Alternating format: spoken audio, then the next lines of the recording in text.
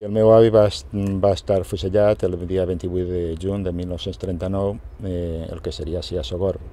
Va estar gairebé més o menys 15 dies a la presó, així de Sogorb, i el van condemnar a fusellament. Es van fusellar a la paret del que seria el cementiri de Sogorb. En l'època de la democràcia tot el món sabia on estaven situats i cadascú venia i posava flors, sobretot a Tots Sants.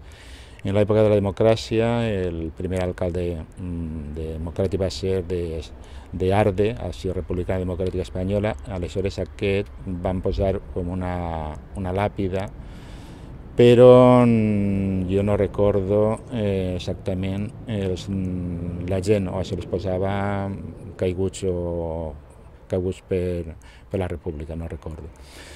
Ja més endavant van canviar aquesta inscripció, aquesta làpida, i van clavar una que posava tots els noms de la gent fusellada, i en el cas del meu avi van posar que era Manuel Morro Puerta i era veí d'Altura. Vaig fer una reclamació dient que el meu avi no era d'Altura, que era de Geldo, i es deia José Moros Puertas. Vaig dur-lo a l'Ajuntament perquè abans havia anat al registre civil on estaven els morts. Vaig canviar també, perquè allà apareixia que també el nom estava malament, van canviar-me al jutjat, aleshores van posar el nom José Moros Puertas. Després vaig anar a l'Ajuntament, fer una reclamació per a que canviés el nom. Van canviar la inscripció i justament, en lloc de posar José Moros Puertas, van posar Manuel Moros Puertas. Ja no vaig ni fer cas, i inclús volia canviar el nom i posar una pegatina per a que la gent sapiguera que realment no era Manuel, sinó que era José. Aleshores no sé què han fet després d'aquestes inscripcions, d'aquestes làpides, perquè ara, quan van fer les exhumacions, al març de 2020,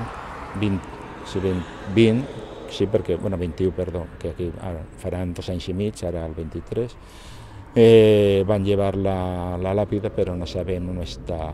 Ara estem a al cementeri, no sabem exactament on està. Estem esperant que vinga l'enterrador per a veure què es diga què van fer aquestes làpides.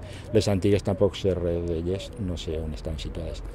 Perquè quan va canviar també, abans de la reclamació que vaig fer, van canviar les inscripcions i van posar una altra làpida que posava morts per Espanya o alguna cosa així, clar. Aleshores incloïa també justament la gent que va fusellar el meu avi i companyia, i la gent es va negar i després van tornar a canviar-les.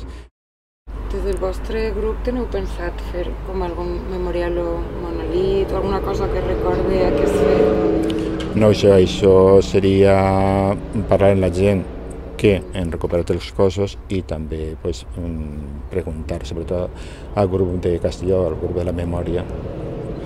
I no sé què farem, si farem alguna cosa, posar algun monòlit o algun monument, no sé res, perquè encara no ens han donat els cossos, fins que no acabi en la situació en la que estem ara esperant, justament, i amb el canvi de govern del PSOE al PP no s'han dit res. Estem esperant ja gairebé 2 anys i mig que ells van treure l'ADN per a fer cotejar el que seria els ossos, que n'hi ha més les mostres que s'han tret a les famílies que van donar l'ADN, pero encara no saben res. Digamos que hay unas pequeñas flores de plástico que están ahí, pues bueno, llevan tiempo, ¿no? Porque saben que están bastante ya estropeadas. Sí. ¿Quién ponía esas flores? Normalmente era la familia, yo las portava naturals, però la gent que portava les flors artificials, aleshores les que queden són restes de les que n'hi havia en el moment, perquè el que feien era deixar-les d'un any per l'altre, sobretot les que són artificials. El que passa amb el temps, com has comprovat, estan totes ja mal fetes. Aleshores jo ja no he tornat a pujar perquè no estan els cossos.